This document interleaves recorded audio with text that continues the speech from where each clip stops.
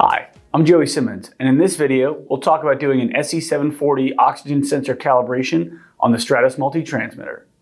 We will begin in the main menu. We'll go into the calibration menu, select digital oxy. Our calibration mode will be in air. Once here, we will set the relative humidity to 100% because it is in that 100% humidity cap. And I know that the calibration pressure is 1004 millibar. If you're doing this on the Portavo, the calibration pressure is already entered.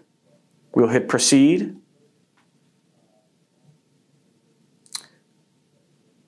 Where the transmitter will then check the drift in the sensor, and then apply the calibration here. Once it is done, you can hit proceed. Depending on the age of the sensor and how often it is calibrated, the calibration may take shorter or longer. Hitting proceed, it will say adjustment successful, which means it is saved into the sensor. I'll hit close here, and then when I hit back to go into the main menu, it'll ask if the system is ready to measure. Hitting yes will return you to the main menu screen, where you can go back and then look at the settings for our fully calibrated sensor. It will exit hold mode and enter measuring mode, and you'll be good to go.